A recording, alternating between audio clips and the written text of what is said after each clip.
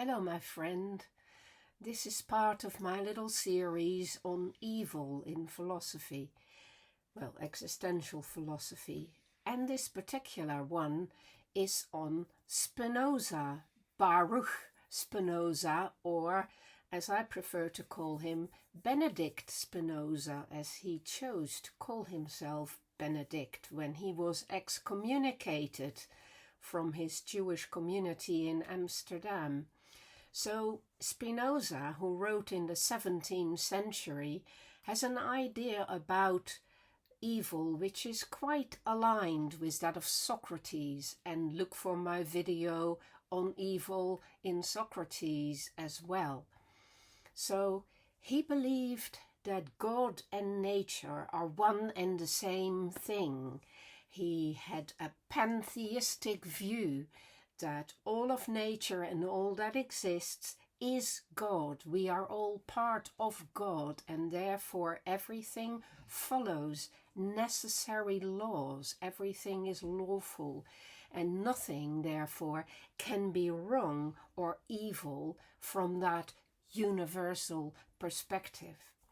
And what we call evil is actually merely a human-centric kind of label for things that we find harmful or disagreeable.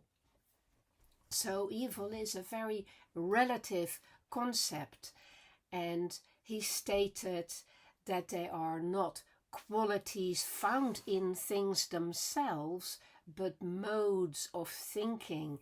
They come from comparisons we make between things. Spinoza likes to give the music analogy, saying that notes in music can feel good if you're in a melancholic state, for instance, but that may feel bad to you if you're in mourning or you've just been hurt. And they may be neither good or bad if you're deaf and you can't hear them. So everything is subjective in this sense. What we call good is what increases our power for acting in the world, which gives us joy. And evil, for Spinoza, is that which decreases our freedom to act in the world and therefore makes us sad. It's a simple equation, really. And from this universal perspective, which he called to look at things sub specie eternitatis, from the perspective of eternity, big things that happen like an earthquake, and he was very interested in earthquakes because there were bad ones in Portugal at that time, is neither good nor evil in itself. It is simply an expression of the laws of nature and something that will happen. So evil, when it affects us and leads to a privation or a deprivation, meaning that we lack in something or we lose something, or we lack in power or we lose our power, feels bad to us.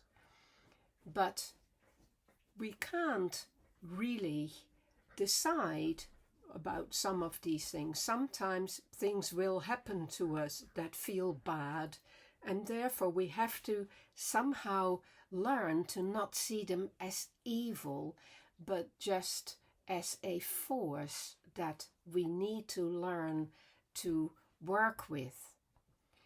Spinoza showed us how not to be slaves of our emotions and not to be ruled by passive emotions like hate or envy or fear of evil, for instance. Of course, these emotions will arise, but we need to remember that evil is actually based in ignorance, same as Socrates' theory. Spinoza felt that bad behavior comes from a lack of understanding of how the world works. If we truly understood the interconnectedness of all things, we wouldn't do bad things, and we also wouldn't feel hate or anger. The power of joy is about living a good life, which is a life that is aligned with reason and understanding of how things fit together. So that leads to active emotions which increase our vitality. So Spinoza wants us to stop mocking, lamenting, or execrating human actions and instead understand them. If someone does something evil, they are acting out of a decrease in their own power and a lack of reason. The goal of life isn't to be good to please a God, but to increase our own understanding and move us away from the sadness and evil of passive emotions and reactive living towards an active understanding of how things actually work. I will finish with a quote from Spinoza, who said, "I have labored carefully not to mock, lament, or execrate, but to understand human actions." And he believed that if we can have this worldview from a position of eternity and universality, this will change the way we approach our own actions and our own responses and emotions in relation to what happens in the world.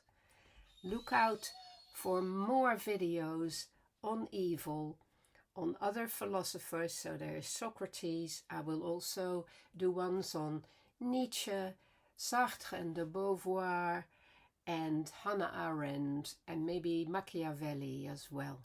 So see you there.